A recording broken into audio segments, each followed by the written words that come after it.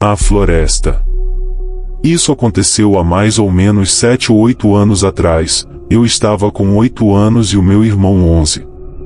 O meu irmão Caio e o amigo dele Pedro estavam brincando no jardim, e eu, como gostava do meu irmão, fui junto deles. A gente ficou correndo lá fora por um tempo e então se cansou.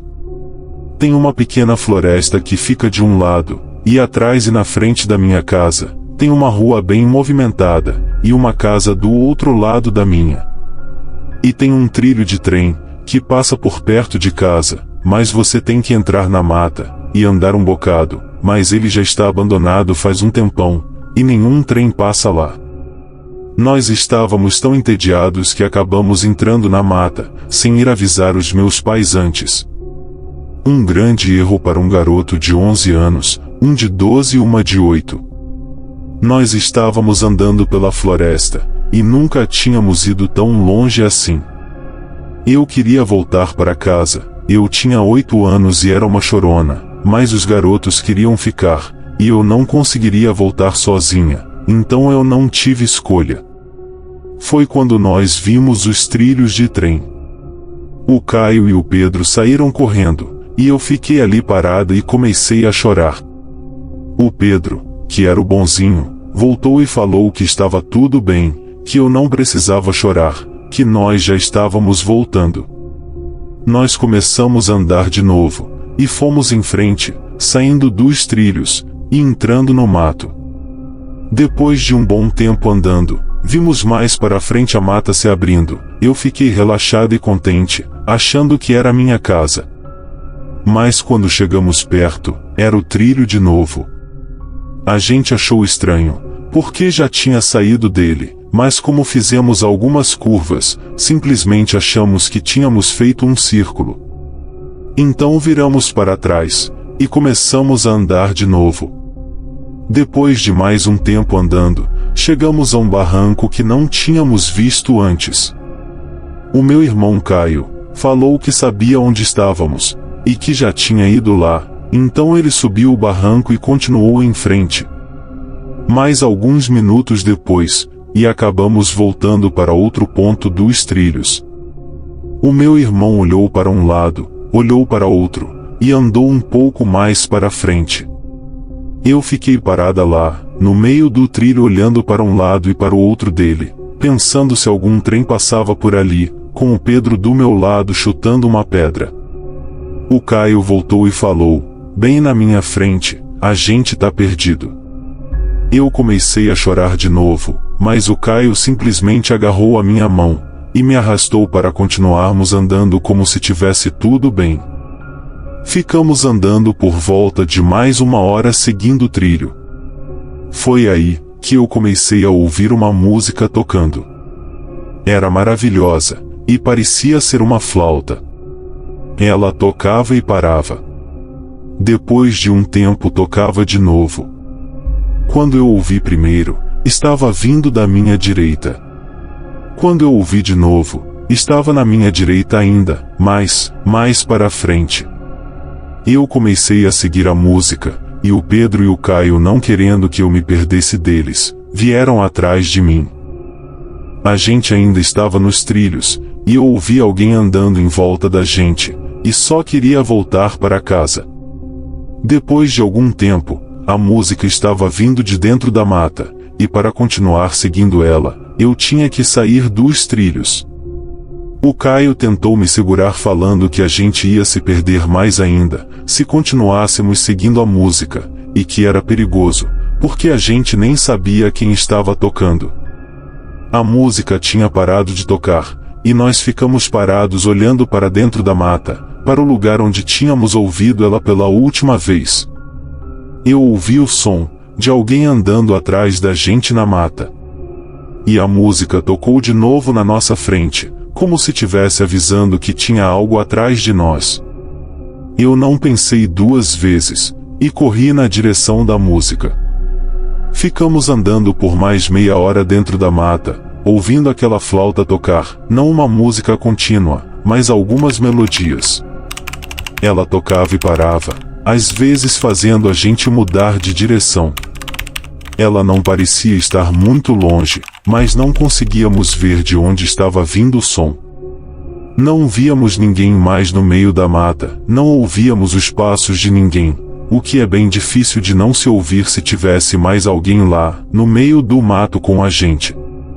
Após um tempo andando, eu vi uma construção e a estrada. Nós saímos correndo para lá. Era um centrinho de compras aqui da cidade, onde tem uma padaria, umas lojinhas e alguns restaurantes. O centrinho ficava a alguns quarteirões da minha casa. Na frente da padaria estava minha mãe, chorando, e o meu pai abraçando ela, falando com um policial. Assim que eu vi eles, eu saí correndo na direção deles. A minha mãe me abraçou, e me pegou no colo, e deu uma bronca no Caio, por não ter avisado ela que ia sair. E esse foi o fim do pesadelo. Até hoje eu não sei quem, ou o que estava tocando a flauta, e o que era que poderia estar nos seguindo na floresta. Não sei se tem algum espírito bom ou mau, ou talvez os dois, lá dentro da floresta. Eu já voltei algumas vezes lá, depois do que aconteceu, mas não cheguei a ouvir o som daquela flauta tocando. E também não me perdi. Mas, uma coisa que eu acho estranha, é que eu não entendo como nos perdemos. O caminho da minha casa até os trilhos parece ser tão simples agora. Eu não sei se porque éramos pequenos, que nos perdemos, ou se alguma coisa queria que nós nos perdêssemos. Perdida na floresta. Olá, o meu nome é Marina. Essa história não aconteceu comigo, e sim com a minha mãe, no Japão. Os meus pais acreditam em fantasmas, sem sombra de dúvidas, já que eles cresceram com eles desde a infância. E de todas as histórias deles, tem uma que é a minha favorita. A minha mãe era muito pobre, e vivia em uma área rural perto de uma floresta, no Japão. Foi lá onde tudo aconteceu. Estava uma manhã bem feia e chuvosa, há mais de 30 anos atrás, quando a minha mãe, com 11 anos, pegava cogumelos perto da floresta. Ela se distraiu com a tarefa monótona, e acabou entrando na floresta, continuando pegando os cogumelos, e quando ela deu por si, já tinha entrado bastante nela. Ela estava perdida, não sabia como voltar. Minha mãe começou a ficar assustada, então começou a ouvir um som, como se uma pessoa estivesse murmurando algo. Vinha de uma enorme árvore a uns 2 metros dela. Isso assustou mais ainda, e ela começou a correr na direção oposta daquela enorme árvore. Então começou a escurecer, indicando que um temporal estava para vir, e foi quando ela viu uma casinha em uma árvore. Tendo só 11 anos, e não sabendo dos perigos que podiam lhe aguardar, ela simplesmente subiu a escada e entrou na casa da árvore. Quando ela engatinhou para dentro da casinha, ela viu um homem. Ele tinha cerca de 50 anos, e parecia amigável. Por favor, senhor, ela pediu. Eu me perdi. O senhor poderia me mostrar a direção de volta para a vila? Ele olhou para minha mãe e falou. Eu sabia que você estava vindo, criança, entre-se sente, que eu lhe contarei o seu futuro. A minha mãe fez o que ele pediu, e ele olhou para a palma da mão dela. Ah, você vai ter mais do que 3 filhos, e vai ter um casamento contente, e cheio de alegria, do outro lado do mundo. Ele falou. Mas agora, ele continuou, aqui está o que você tem que fazer imediatamente. Em um tom muito severo, ele falou para minha mãe seguir os passarinhos azul e preto, que estavam do lado de fora da janela quebrada, e que era para ela não fazer barulho. E ignorar tudo e qualquer coisa que ela encontrasse, ou ouvisse pelo caminho. Ele falou que se ela fizesse isso, ela chegaria em segurança de volta à sua vila. Não olhe para cima, em nenhum momento, criança. Ele falou quando a minha mãe descia pelos degraus pregados na árvore. Nessa altura, a minha mãe já estava muito assustada, mas ela seguiu as instruções que tinha recebido daquele senhor.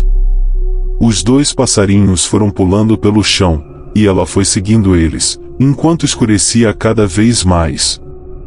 Pelo caminho ela ouviu muita coisa, árvores balançando enquanto as outras estavam quietas, barulho alto de passos perto dela, que ficavam cada vez mais altos. E até a risada de uma garota.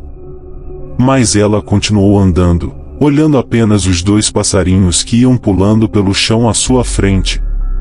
Finalmente, depois de algum tempo, ela chegou na construção de barro e madeira queimada, que ela chamava de casa. Quando ela chegou lá, ela contou tudo para minha avó, sobre o que tinha acontecido. Então minha avó disse para minha mãe, que aquele homem era o tataravô dela, que tinha lhe ensinado o caminho de volta. Ele tinha morrido na floresta, perto daquela árvore com a casinha. E só para acrescentar, o que ele viu para o futuro dela estava certo. A minha mãe teve 5 filhos, mora aqui no Brasil, e tem um casamento muito feliz com o meu pai. Obrigado por ouvirem a minha história. Um grande abraço a todos. A Floresta Assombrada. O relato que vou contar é bem curto, mas foi realmente o que aconteceu, foi o pior medo que já senti. Essa é uma dessas histórias clássicas de Floresta Assombrada, e com coisas estranhas, que aconteceu comigo. Eu tinha 17 anos na época, agora tenho 41, mas eu me lembro do medo que eu senti, como se tivesse acontecido ontem. O meu namorado e eu, fomos com um outro casal para uma área cercada por uma floresta, perto da cidade onde morávamos. Nós tínhamos ido com um furgão para lá. Quando chegamos no local, o outro casal ficou dentro do furgão, enquanto eu e o meu namorado, muito corajosos, decidimos namorar um pouco ao ar livre, um pouco afastado do furgão. Não muito longe da gente, tinha portão de alguma propriedade. Não tinha luz nenhuma lá fora, só das estrelas. Nós estávamos acomodados e quase sem roupa já, desculpa a franqueza, mas foi exatamente assim que aconteceu. Voltando ao relato. Então começamos a ouvirmos passos, muito perto de nós. Era definitivamente passos de gente, não de cachorro ou outro animal qualquer. Era uma noite clara de outono, então conseguíamos ver bem longe. Não havia ninguém lá. Nós achamos que podia ser o dono de alguma propriedade local, vindo dizer que não podíamos ficar ali, então ficamos bem quietos, até os passos parecerem que estavam vindo a menos de 3 metros. Ainda não podíamos ver nada. Foi quando nos levantamos, e corremos feito condenados até o furgão. Nós berramos e batemos na porta, foi uma eternidade, até que os nossos amigos abriram a porta. Depois que entramos falamos para apenas irmos embora. Antes de sairmos, no entanto, ouvimos uma batida na porta do furgão. Os faróis estavam acesos, mas não conseguimos ver ninguém, pelos espelhos laterais. Eu fui a muitos lugares assombrados depois, mas nunca experimentei o medo que eu senti naquela noite de novo.